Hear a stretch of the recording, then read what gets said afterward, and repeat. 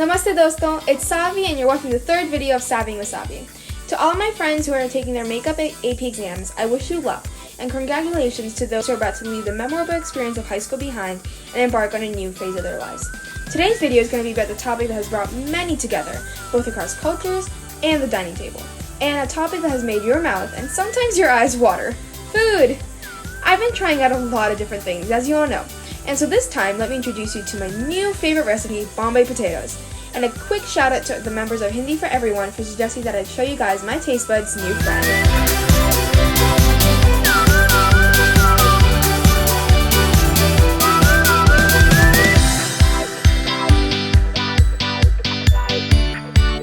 Without further ado, let's get started. The ingredients you will be needing for Bombay potatoes are a sprig of coriander powder, green chilies, both deseeded and halved. I use 2 in my recipe, but if you want more or less spice, you can adjust accordingly. However, don't assume that just because you don't like spices, you don't want any green chilies, because that's what gives you the nice flavor. You also have your cumin, or ground cumin, garam masala, which is a common Indian spice, black mustard seeds, grated ginger. Here I grated about a thumb-sized piece, 2 cloves of garlic, turmeric powder, and a little bit of salt.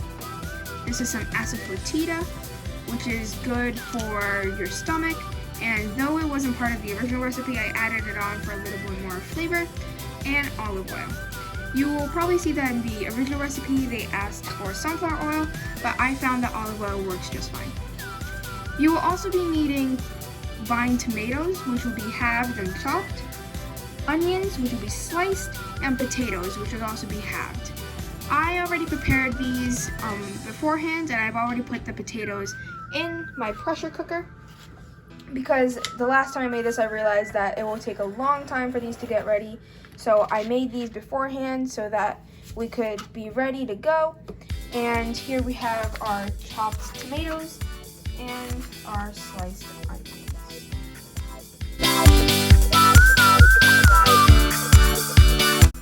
So now this first step is very simple.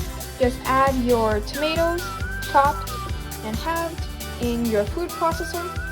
Alongside with that, add your 2 cloves of garlic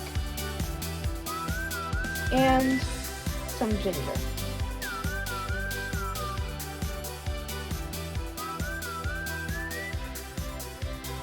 So here we have our potatoes in our pressure cooker. We're ready to open it. Seems like it's ready to open on its own. So I used 2 potatoes, halved them. They're about this size. And the whole point is that to cook these potatoes, because as you can see in the original recipe, it said to place the potatoes in a large saucepan and cover it with cold water while bringing it to simmer over a medium heat.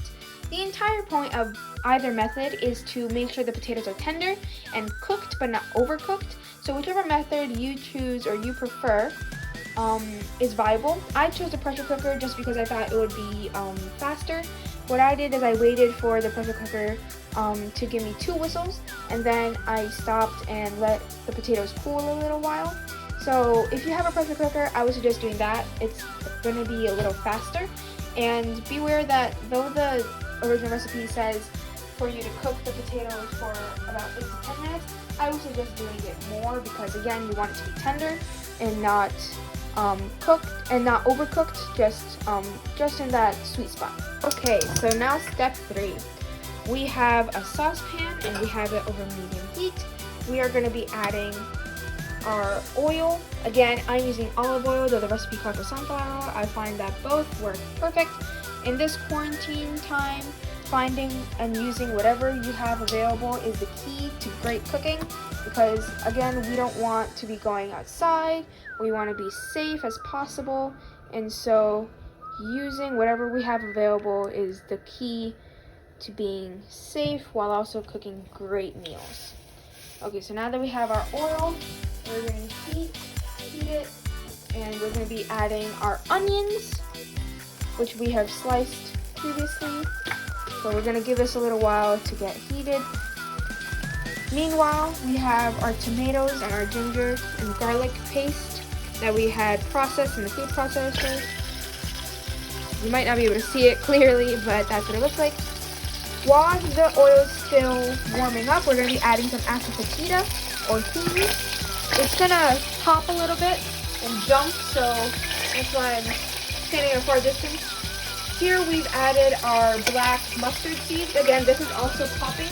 I moved my oil and my saucepan back to the back stove because it was popping. It's a little more tame, I guess you can call it. So now we're adding our onions.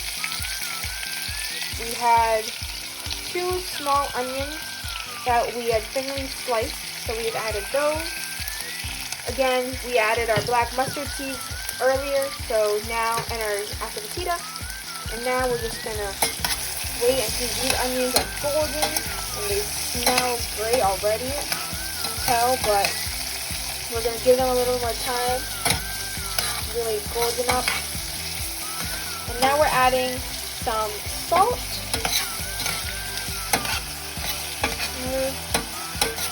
Teaspoon of salt.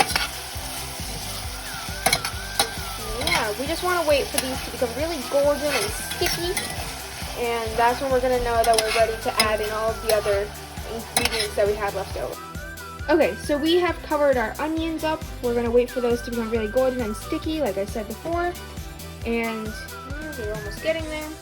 And meanwhile, we're going to go ahead and peel these potatoes. Be careful, depending on how long you let them sit and really cool. These potatoes are probably going to be really hot. As you can see, the steam is still rising from mine. So be very careful in this step. You just have to peel the potatoes, and then we're going to be on our way to adding them all together. Okay, so we waited for about 5 minutes. Let's see how these onions are looking. Ooh, wow, that's hot. They look very nice, and they smell even more amazing. We're ready to add in our tomato mixture. So remember, this mixture was our tomatoes, ginger, and garlic. So we have added that in. Give it a nice color, a nice stir. And that looks very nice. On the other hand, remember how we had cumin at the beginning, and I had said that you can either use cumin or cumin powder. In reality, you want cumin powder. So what we did is we just took a processor and we just really ground up that cumin. So in the end, you want to add cumin powder, not cumin. So here we are going in with our cumin powder that we ground up. And we're ready to add our other spices. So in with the green chilies. Remember, those would be seeded in halves. I used 2. You can always adjust the amount, just make sure they're not exactly 0. That's our coriander powder. And our turmeric. And our garam masala. You already see the color coming through. Add a little bit more turmeric. And we're almost ready to add in our potatoes. Just give it a few more minutes to really soak in that color and that flavor. We're going to give it a few more stirs. And meanwhile, if your potatoes were still hot while you were doing this step, now is another chance for you to be able to peel those. Remember, we don't want to be touching them when they're really hot, but just make sure that they're cooked well, they're tender, but they're cool enough for you to be able to peel them safely. So now we're going to cover this up and wait a little while. So as you can see, it's been a few minutes since we added in the tomato mixture, and we've really let this simmer and really heat it until we get that nice rich color. And here we have our potatoes. We chopped them into like slices that are about this thick, as you can see. Although in the original recipe, again, I'm taking my own spin on things, so you're going to find some differences in the recipe that I'm making and the recipe that was written down and the link that I've added in the descriptions below. But the original recipe calls for just halved potatoes, and they don't really chop them up. I find that when they're in slices almost, it's easier to eat, and it's also, you can get the flavor fully evenly covered on the potatoes. Again, in the end, it's whatever you would decide and how you would like to taste your potatoes, but that's my personal preference. again, you can chop your potatoes however you like. You can cube them, you can cut them into small flowers, whatever you'd like. In the end, I just feel like it's easier when there's a greater surface area, as my chemistry teacher would say. It's easier to get that flavor if when it's chopped rather than when it's just halved. So here you can see already the potatoes are starting to really get that color in. We're almost done, guys, so pat yourself on the back. Now all we have left to do is just wait for this a little while and then add in your sprigs of coriander and sit back and enjoy this masterpiece you've created. Already you can see that color. It's looking great. Again, even the last time I made this, it became a little gravy heavy. And I'm more of a gravy person, so this is wonderful for me. I would probably end up having this with some sort of bread or even rice. And this is going to be an entire meal for me. But if you're more of like an appetizer for potatoes type person, or less gravy, you prefer less gravy, then I would just suggest cutting back on the tomatoes. And therefore that would also mean lessening the ratio of the ginger and garlic in the paste.